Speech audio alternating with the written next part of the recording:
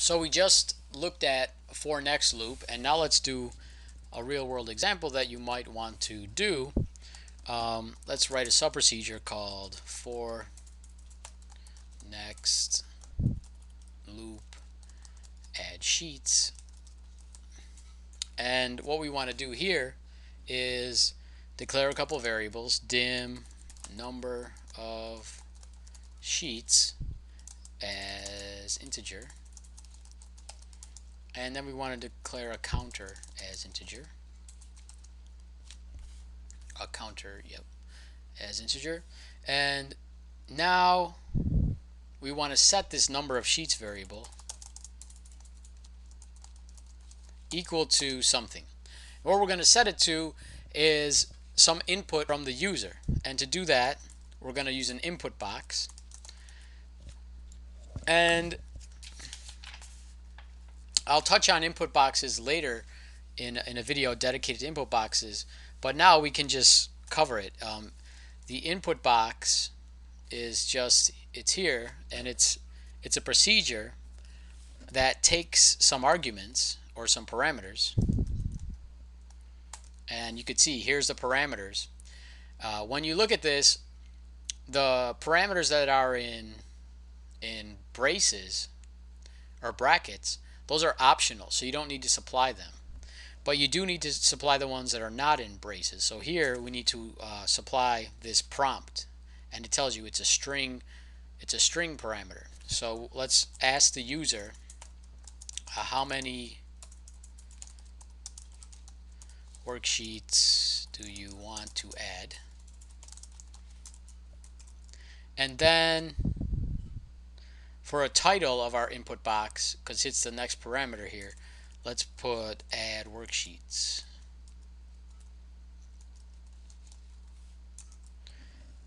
And then I'm going to do some commas, and then the last parameter, this type, I'm going to put 1, and I'll get into that later. But all this does is pop up a box with this question and allows the user to enter a number, and that number is going to be assigned to this variable. So if we run this now, just to show you what that line of code does, it pops up a box that looks like this with a title that says add worksheets and a text that says how many worksheets you want to add, and I could enter a number like 3 and click OK, and that 3 is going to be stored in that variable. So that's all this line of code does. And like I said, I have videos I'm going to put up, I'm going to make for the input box, and I'll go into in depth about what exactly this thing does and what that comma 1 is at the end. So don't worry about that. All we need to know is I'm getting input from the user and I'm storing it in this variable, and it's going to be the number of worksheets that the user wants to add to the worksheet. Now what I could do is I can do this. If number of sheets is equal to false, then else end if.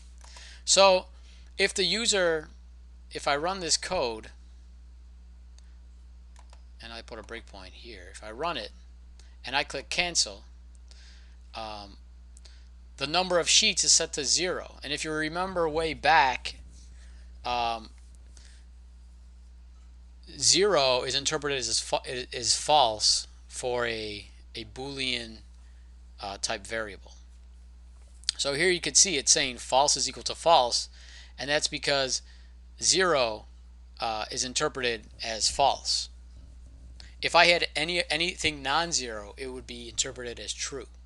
So what I just did with this if statement is handle the scenario when the user clicks the cancel button. And if the user clicks the cancel button, I want to just end this procedure because they don't want to add any worksheets. So to end a procedure, you can do this: exit sub, and like I'll just put a comment here, end if user clicked cancel.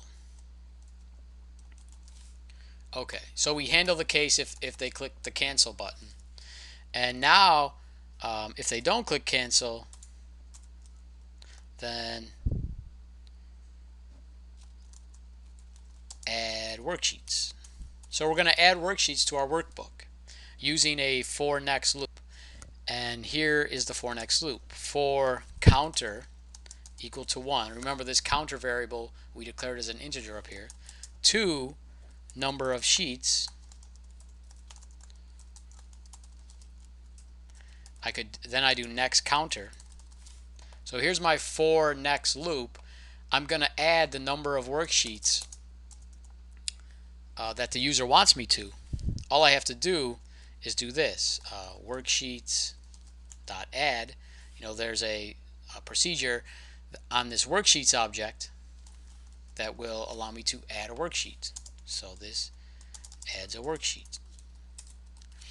Remember, you're working with objects, and this dot operator is allowing you to access the properties, subprocedures, and functions of those objects. In this case, this object has all kinds of properties and functions and subprocedures. One of them is this add, which will add a worksheet to the workbook. So now, watch this. If we run this code, how many worksheets do you want to add? I'm going to put in 3, and notice down here I have a bunch of sheets. Once I click OK, there's going to be 3 more. So I'm going to click OK, and look it added sheet 10, sheet 9, and sheet 8. So that's what it did. That's what that code did. And we implemented that. I'm just going to delete them.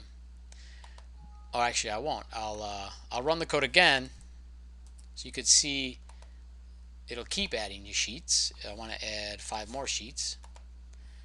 There they are, 15, 14, 13, 12, 11.